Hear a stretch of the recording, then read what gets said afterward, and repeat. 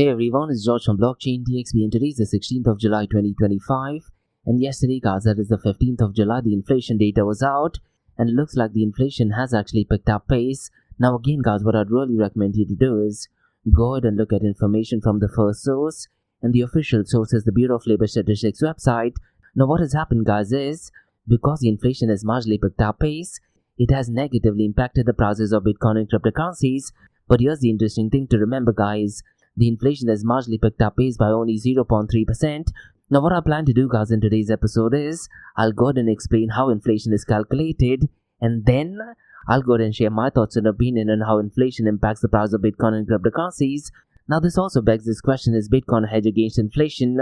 Now based on my experience guys, Bitcoin and cryptocurrencies haven't turned out to be a hedge against inflation, particularly during COVID-19 era, even during war as well, isn't it? Those were the times when the prices of Bitcoin and cryptocurrencies did actually fall down miserably.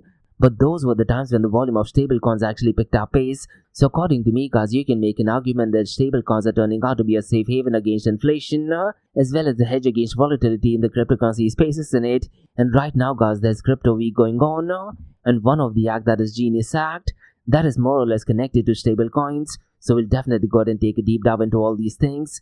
Now we have quite a lot of interesting things to cover in today's episode, and the first one guys is a massive news, and this is more connected to SPAC and Cantor Fitzgerald SPAC guys. They are currently talking with Adam Back, who I personally think is Satoshi Nakamoto, and he's the CEO of a company called Blockstream, which is probably the most important company in the Bitcoin space. And what Cantor Fitzgerald wants to do is, they want to go ahead and form a $4 billion Bitcoin treasury. So in today's episode, we'll definitely go ahead and discuss this. Now listen guys, regarding SPAC is concerned, it's really important to understand that the early investors are the ones who are benefited by it. Average people who go ahead and invest in it, they immediately start suffering, because what happens is, the original founders and the investors, when the prices picks up pace, they exit from the market. So whenever you're hearing news regarding SPAC guys, definitely have a lot of caution to it. Now the next news I want to talk about is regarding stablecoins, and this is by none other than Dimon guys, who you know by now is the CEO of JPMorgan, isn't it? And historically he's a massive detractor of Bitcoin and cryptocurrencies. But regarding stablecoins, here's the interesting thing guys. Despite him not liking stablecoins, he does want his bank to have a competitive edge, and because of that, JPMorgan is working with their own stablecoin. So we'll definitely go ahead and explore what this news is all about. Now the final news for today guys is another interesting one, and looks like tokenization wants to make America great again. And Chainlink Labs guys, they are partnered with a government entity, that is Blockchain Association, and they are working in tokenizing in America. And this particular announcement guys was actually done at the Crypto Week. And look guys, I've been saying this since the last 6 months now. So far as cryptocurrency and blockchain adoption is concerned, one of the biggest innovation that Chainlink did is something called a CCIP, that is cross-chain interoperability protocol. And that, to be honest guys, kind of merges oracles. It also works on interoperability and now on tokenization as well. Now if you're a developer, you definitely need to go ahead and check out what CCIP is. And roughly around 3 months ago guys, I did go ahead and release a standalone episode regarding it. So it looks like tokenization now is the new narrative, isn't it? And on Tuesday guys, I'm actually going live via LinkedIn with Justin Harper, and we are going to be discussing what tokenization is, the different steps involved in tokenization.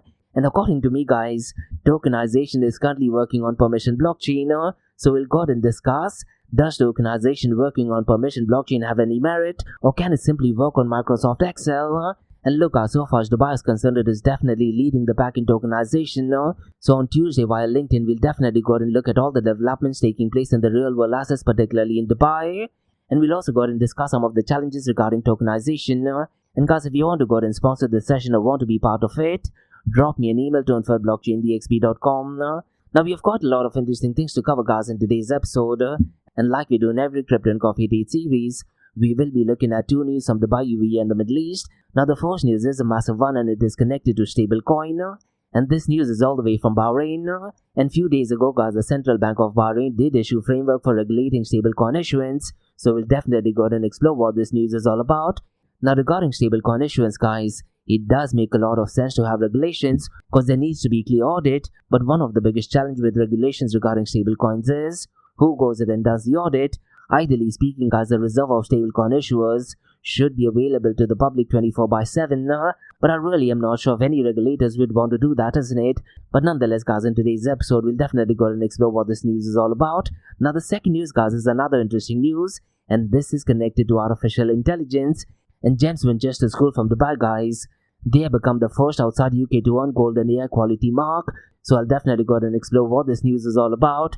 Now look guys, since the last 3 consecutive days I'm talking about artificial intelligence being implemented in schools and universities, isn't it? This, to be honest, is a definitely positive and brilliant move. And what better way to educate the mass by starting with kids, isn't it? So me personally, I'm definitely liking these news. Now we have quite a lot of interesting things to cover, guys, in today's episode. Let's kickstart with it right away.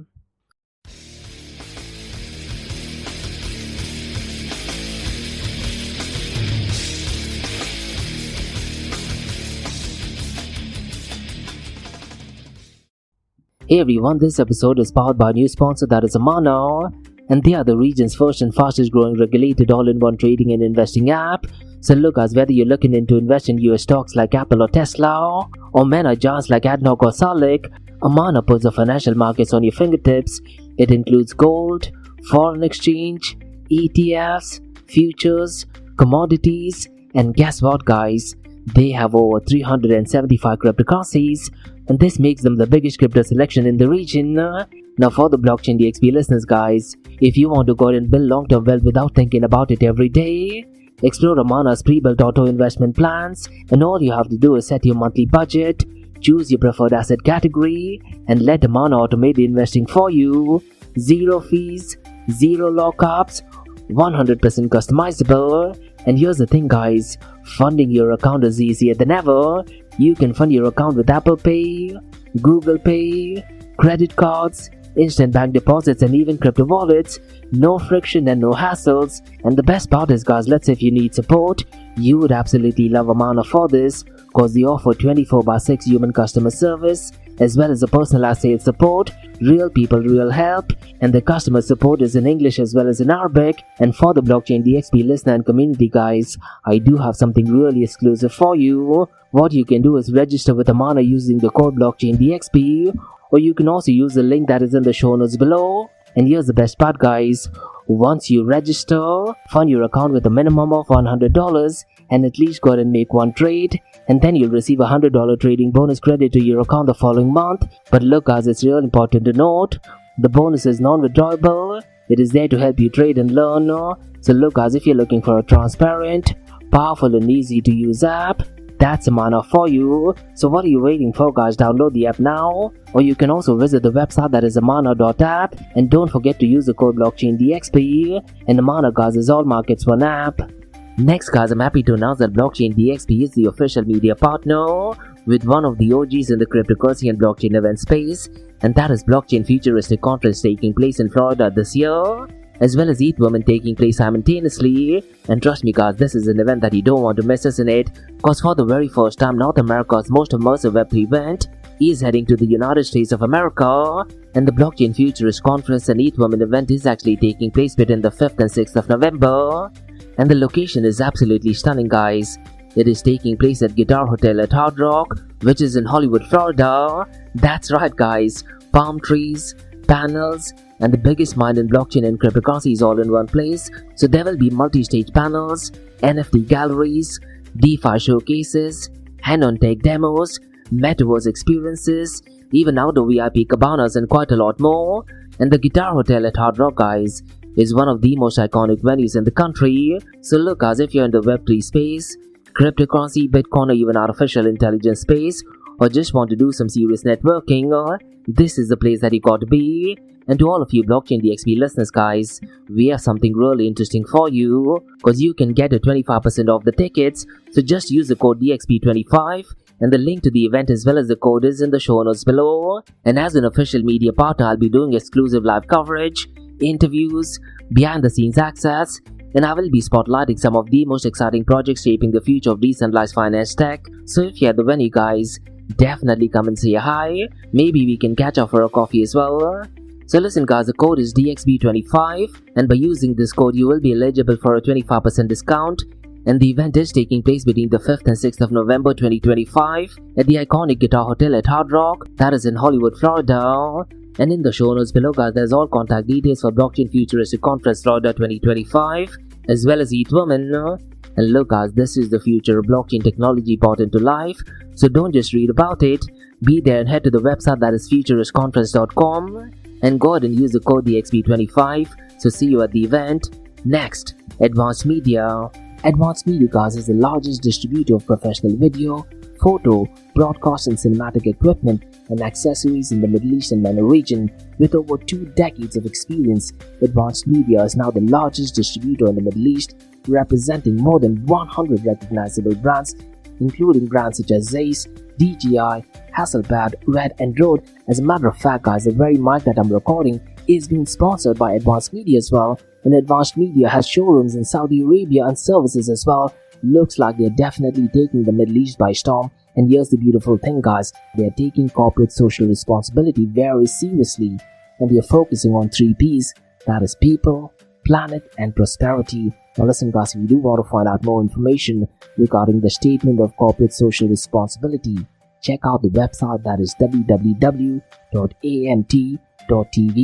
And here's the beautiful thing, guys, they also want to be a leader and set an example and reputation as a pioneer and member of the community. And in doing so, guys, they also have an AMT scholarship with SAE Institute in Dubai, UAE. So definitely check it out. And also, guys, Advanced Media is committed to persistently developing, organizing and hosting training workshops, seminars and community events that educate, inform and familiarize consumers with new equipment and the latest technological advances. So listen, guys, do one thing. If you do want to support this channel, go to the website that is www.amt.tv and follow the social media channels as well. All of the details are in the show notes below. Next, Startup OI is global one-tech platform for tech. It offers global high-paying tech jobs with flexibility in working time and location, global free tech events, and tech networks to connect with global like-minded engineers. A brilliant platform to listen to the tech experts in Metaverse and to grab their insights. Now listen, all you have to do is download the app Startup OI. If you're using an Android version, go to Google Store and App Store for iOS devices. Alternatively, you can also click on the show notes below to download Startup OI. Next, guys, listen, if you're into fitness, if you're into adventure, if you want to do something wild but still want to keep your health in check, there is a new podcast in town, a podcast focusing on obstacle course race in the Middle East. The podcast is called the Race Pace Podcast. So check out the Race Pace Podcast across all leading platforms. And the Race Pace Podcast is a peer-to-peer community-driven podcast where they talk all about obstacle course race in the Middle East, from Sandstorm to Spartan Race, from Tough Mudder to Desert Warrior Challenge, and also the Government Gulf Games, and quite a lot more. The podcast has interviews with athletes locally and internationally to get inside scoop on how athletes prepare for obstacle course race. In the podcast, they also talk about interesting stories on why they are motivated to do obstacle course race. And that's not all. They also plan to release 7 NFTs. And these NFTs are no ordinary. These NFTs will represent every emirate in the UAE. And listen, guys, these NFTs are going to be absolutely massive. So do one thing, go to Spotify, go to iTunes, go to any leading podcasting platform, check out the Race Pace Podcast across all leading platforms. And finally, guys, not your keys, not your crypto. If you have dabbled with cryptocurrencies and now are seriously getting to protect your cryptocurrencies, there is no better way to protect it by using a hardware wallet. And this is where Ledger Wallet kicks in. And Ledger Wallets are hardware cryptocurrency wallets made by Ledger, a company headquartered in Paris, France. And Ledger's hardware wallets are multi-currency wallets that are used to store private keys for cryptocurrencies offline. And Ledger offers 2 hardware wallets, the Ledger Nano and Ledger Nano X wallets.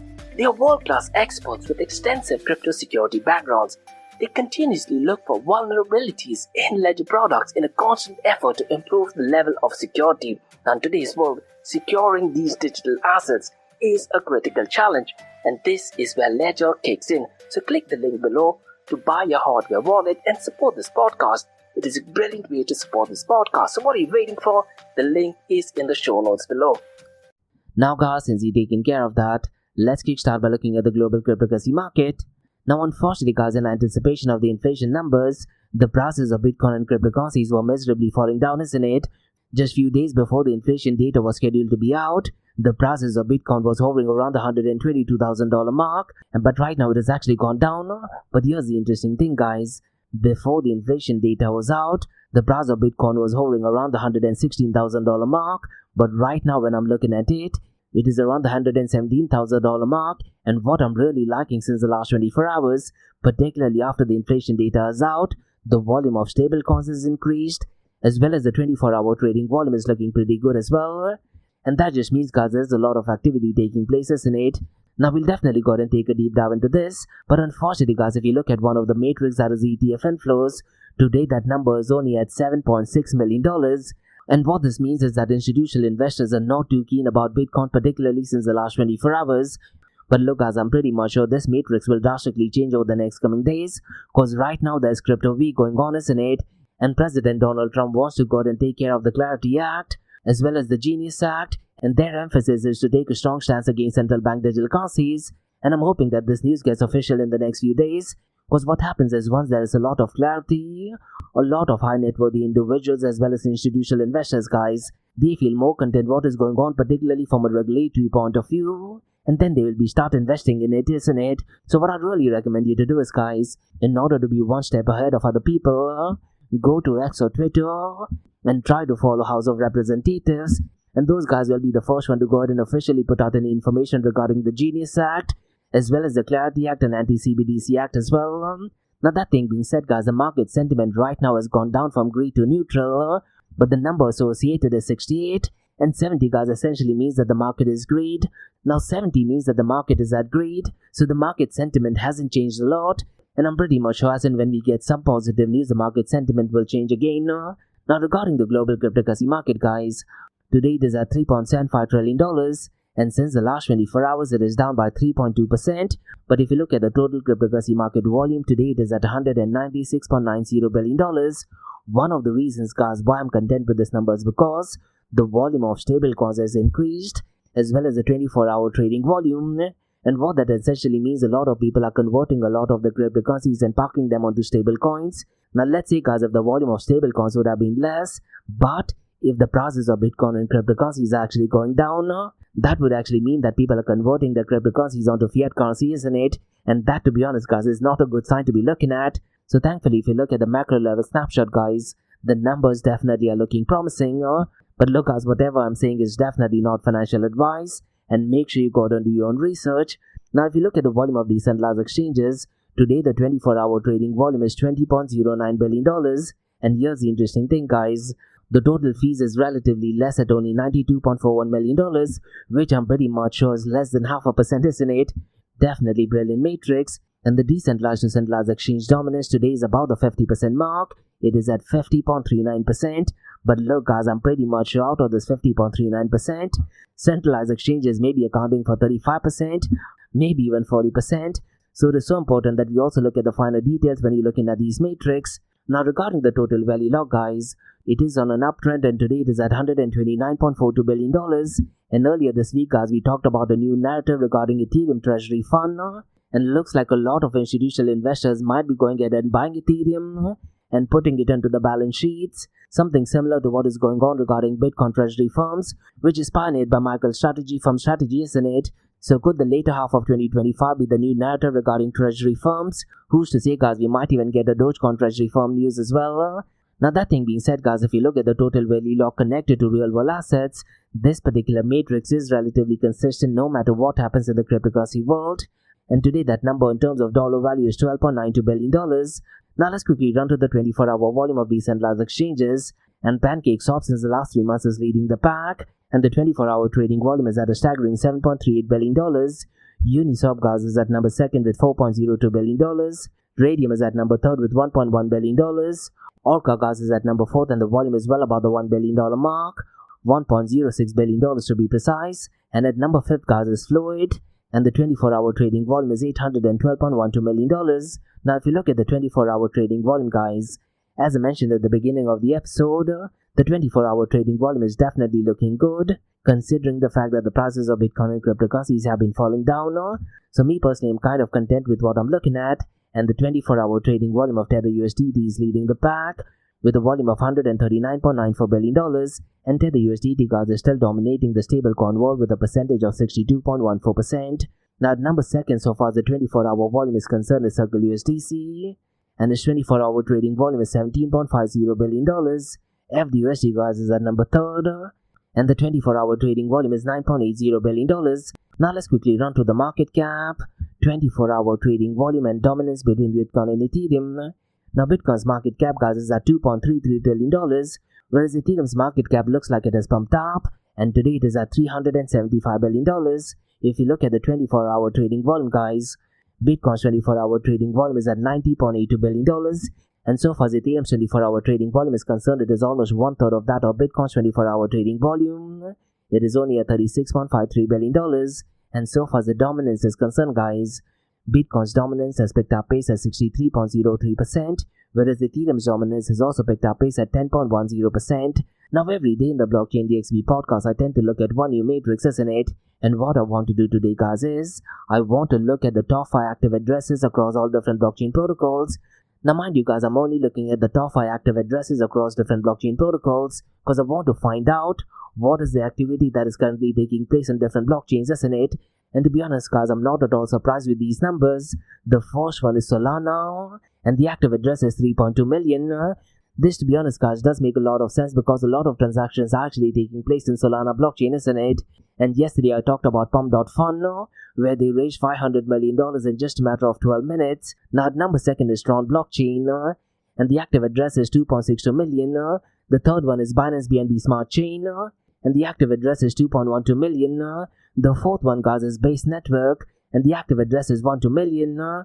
Now at number 5, guys, is Bitcoin, and its active address is below the $1 million mark. It is at 797,345. Now look, guys, only regarding Bitcoin I can say is, let's say if the active address is relatively less, it indirectly means that people want to go out and hodl or hold Bitcoin, isn't it? So the less number of active addresses regarding Bitcoin, guys, I take it as a positive sign, particularly when the price of Bitcoin is about the $100,000 mark. And talking about Bitcoin, guys, let's go and look at the king of all kings. And the price of Bitcoin right now is $117,384. And since the last 24 hours, guys, it is actually down by 0.07%.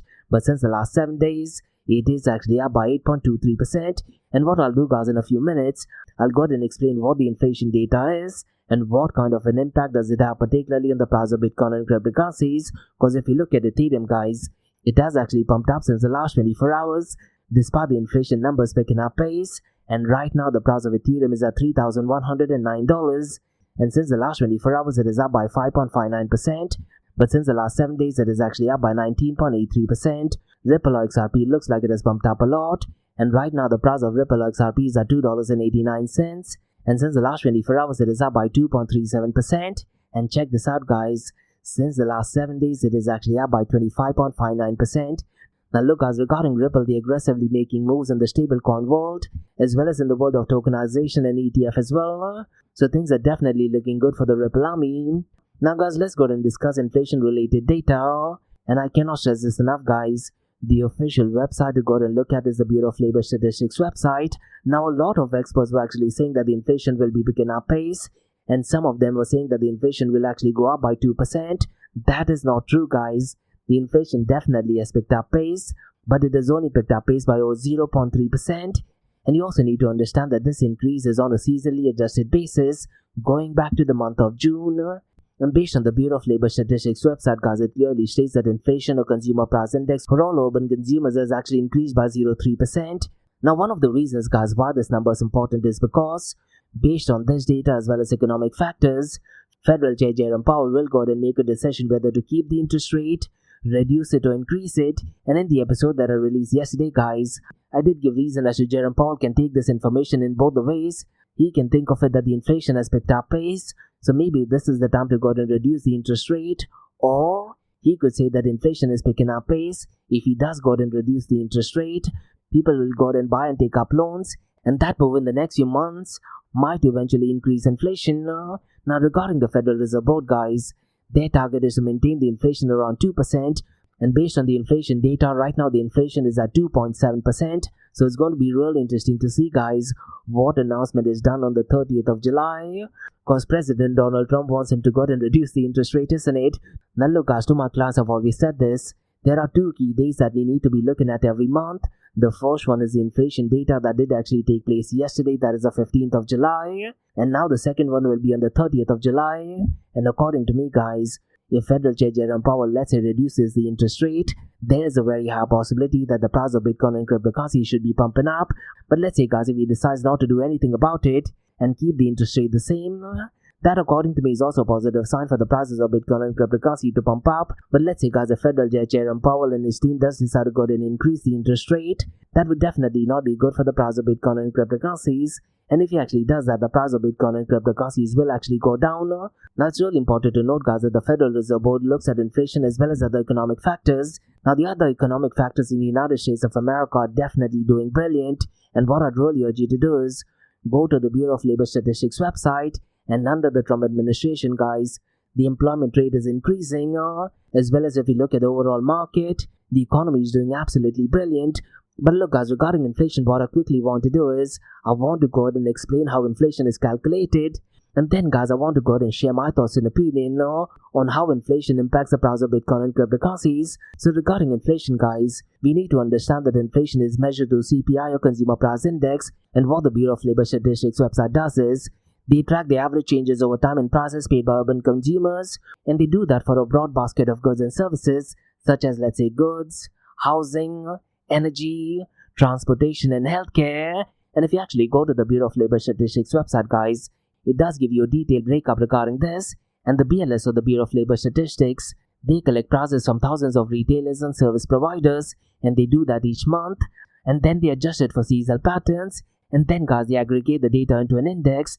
And the percentage change in the index from month to month or year to year represents the rate of inflation. Now, what I'd really urge you to do is, guys, go to the Bureau of Labor Statistics website, copy that information, put it into ChatGPT, and ask ChatGPT or Grok 3 to go ahead and explain it to you in the most basic form. Because a lot of people don't really understand how inflation is calculated, isn't it? Now, whether we like it or not, guys, inflation news does impact the price of Bitcoin and cryptocurrencies. So what I want to do is, I want to go ahead and discuss some points on how it impacts the price of Bitcoin as well as other cryptocurrencies. Now, regarding inflation, guys, high inflation reduces the purchasing power of fiat currencies, isn't it? And does this mean that investors can now look at Bitcoin as a hedge against inflation? That is the whole idea about Bitcoin, isn't it? And particularly since the last 2 years, I'm noticing BlackRock, Vanguard, as well as Fidelity Investment talking about Bitcoin as a hedge against inflation. And secondly, guys, when inflation increases, it does increase the prices in it, and rising prices can increase demand for non-sovereign assets like Bitcoin. So there is always that correlation regarding inflation and Bitcoin. And inflation, guys, often leads to lower return on savings, and that, according to me, makes the whole narrative of Bitcoin supply being fixed as attractive. And when inflation picks up pace, guys, what happens is, central banks all over the world, they may rate interest rate to go and fight inflation. So it's going to be really interesting to see what happens on the 30th of July. Now, one way of looking at it is, let's say Federal Chair Jerome Powell does go and increase the interest rate. Could it be possible that a lot of people might actually go and switch to Bitcoin? Or could they go and dump Bitcoin and go back to cash? And that narrative, guys, does create short-term Bitcoin volatility. And also, guys, if you look at it so far as inflation is concerned, in high inflation environments, Bitcoin adoption tends to grow in countries with unstable currencies, particularly when you look at South Asian countries or even Argentina or even El Salvador for that matter, isn't it? And guys, if you look at inflation at a macro level, inflation can influence mining costs, particularly the electricity as well as equipment, and that, to be honest, guys, indirectly affects Bitcoin supply pressure, isn't it? So when inflation expectation rises, the speculated demand for Bitcoin can potentially increase as well. Now, when you talk about inflation and trust, guys, under the Biden administration, the inflation did actually reach around the 8% mark, and it was the highest inflation in the United States of America in 40 years. But mainstream media does not want to go and talk about it, isn't it? And what happens, guys, is persistent inflation erodes trust in government monetary policies, thereby boosting Bitcoin's narrative as digital gold. At the same time, guys, sudden drops in inflation expectation can lead to profit taking in Bitcoin, and that is one of the reasons why we see so much of fluctuation regarding the Bitcoin prices, isn't it?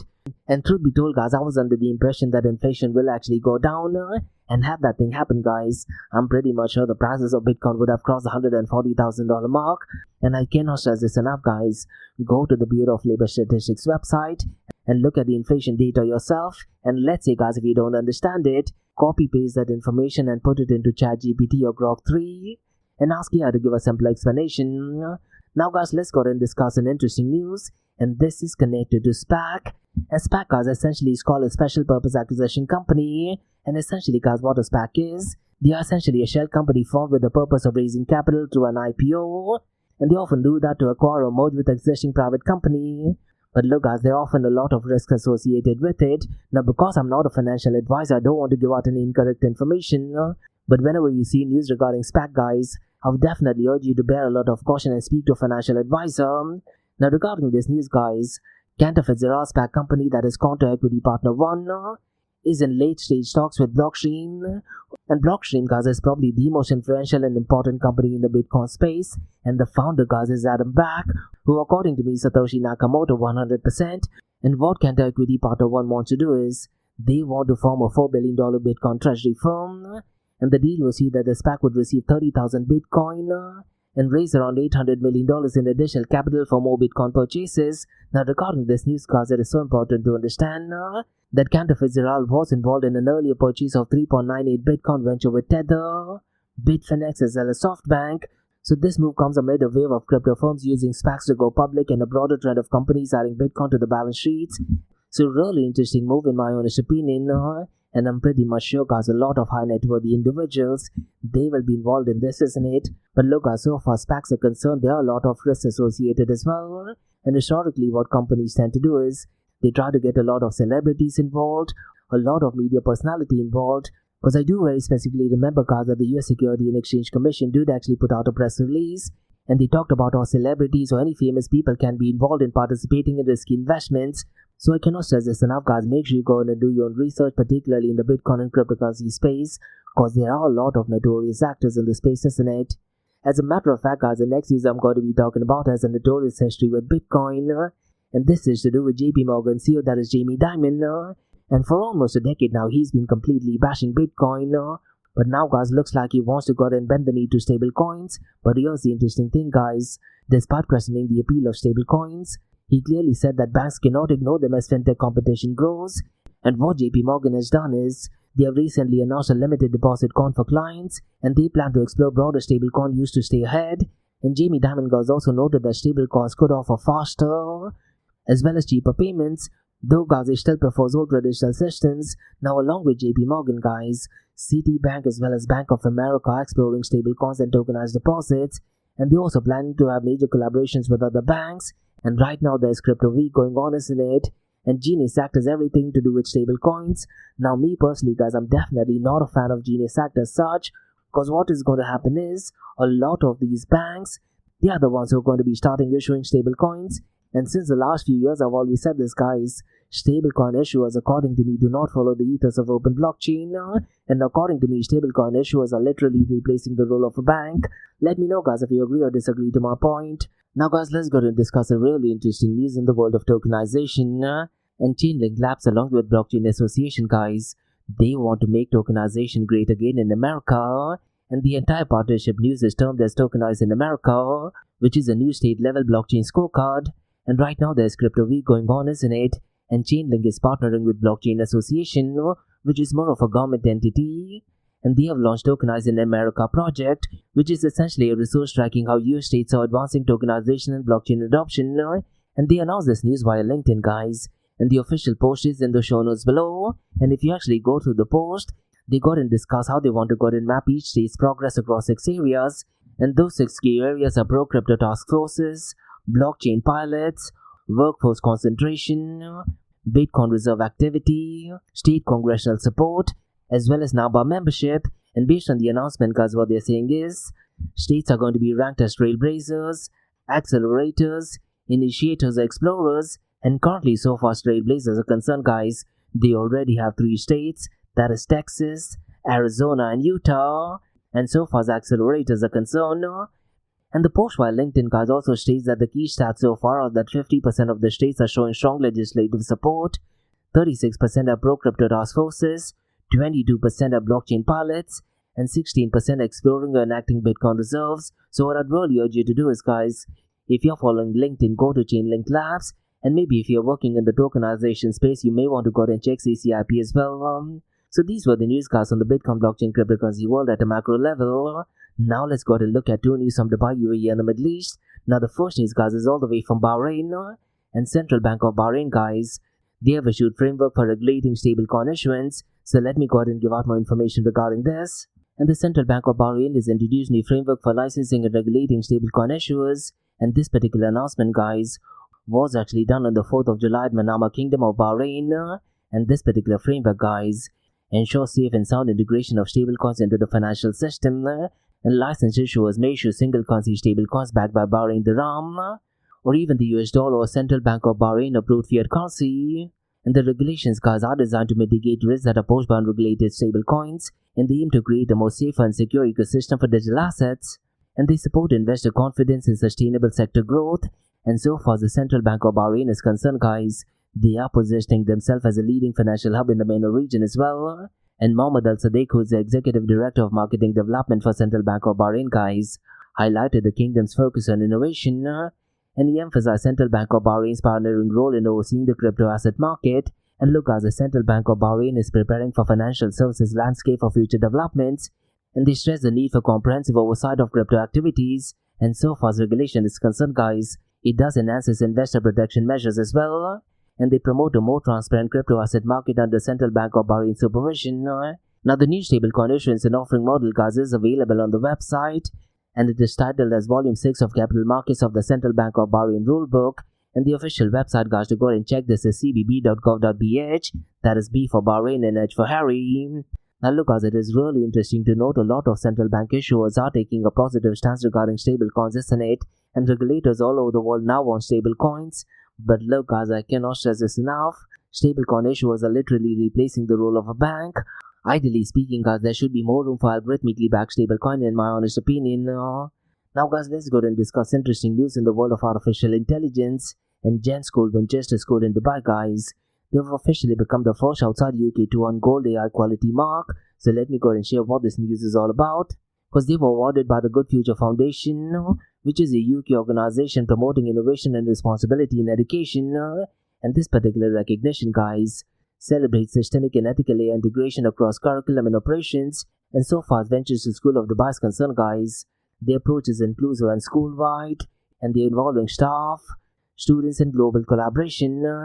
And AI is embedded in teaching, learning, safeguarding, operations, and community engagement as well. And this year, that is Matthew Luker, guys, called it as a launchpad for future innovation and a sign of Winchester School of Dubai's ambition, because it positions them as a leader in artificial intelligence education within the United Arab Emirates, and they are part of the GEMS education network, isn't it? And so far as AI leadership is concerned, guys, the team includes Lena Atkins, Alicia Ramsey, and Swati Nirupam. And this particular achievement, guys, was driven by school-wide participation of educators, operations staff, and students, and curriculum-wide AI tools and concepts were integrated into learning. And so far as internal reviews are concerned, guys, it does ensure age-appropriate and inclusive AI use as well. And they also have something called as AI Learning Wheel, guys, and it is dedicated to safeguarding policies, guide student engagement. And the staff undertook action research projects in artificial intelligence, ethical and education impact, and AI champions were appointed across primary and secondary to drive professional development. And the Good Future Foundation, guys, in partnership with COBIS and STEM Learning UK, praised Winchester School's policies, the CPD program, and parental engagement. And look, as this particular move is part of GEMS Education, isn't it? And they have the world's largest K-12 private education group with over 200,000 students and 500,000 alumni worldwide. So this achievement, according to me, guys, is definitely positive news, not just for Dubai, but also for the AI industry as well, isn't it? Definitely brilliant news. So these were the news, guys, on the Bitcoin blockchain, cryptocurrency, and artificial intelligence world from Blockchain DXB.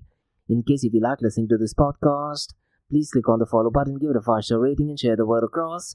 Now for the next few minutes is going to be an Ask Me Anything series, where you listeners can ask any questions regarding Bitcoin, blockchain, beyond blockchain, cryptocurrencies, NFTs, DeFi, and Metaverse. So let's kick start with the Ask Me Anything series.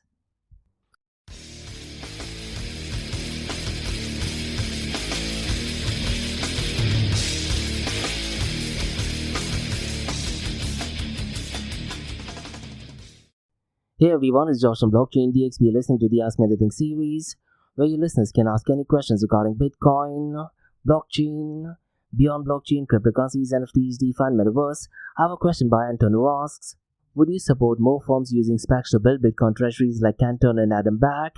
To be completely honest, Anton, this is such an interesting question, and whatever I'm saying is definitely not financial advice. So let me give you a mixture of both the answers. So one in favor and one against. Now, one of the reasons why I would say yes, I would support more firms using SPACs to go ahead and build Bitcoin treasuries, but they also have to do it with caution and a lot of transparency, because on a positive note, and if you look at it, SPAC-driven Bitcoin treasuries can bring massive institutional demand, they can add long-term holders to the market, and that eventually validates Bitcoin as a strategic reserve asset, isn't it? Now, regarding this news that I talked about earlier today, a $4 billion move by Cantor Fitzgerald and Adam Back does actually signal confidence to regulators as well as Wall Street, isn't it? However, there's always risk associated with it, because excessive leverage and poor execution could be absolutely devastating, and so far SPACs are concerned, they do carry timelines and redemption pressures, and we know the prices of Bitcoin are so volatile, isn't it? And let's say, if the market conditions do turn, or if the management overextends, it could actually force Bitcoin to be sold as well, and more importantly, it could happen at a really bizarre timing as well. So the bottom line is, I do think that this is a great move. It does actually strengthens Bitcoin narrative as well as deepens liquidity. But let me do one thing, and then let me also go ahead and give reasons as to why it is not a great idea. Because look, when you talk about Bitcoin's volatility, just few days ago, the price of Bitcoin was around the $122,000 mark, and today it has gone to $117,000. And when you talk about SPACs, they often have a short-term horizon to deploy capital, and if the Bitcoin prices drop sharply, they might be forced to liquidate, thereby creating unnecessary volatility as well. And if you look at the speculative nature of SPACs as such, many SPACs are created for quick market entries rather than long market strategies, so using them to buy Bitcoin could encourage speculation instead of true adoption.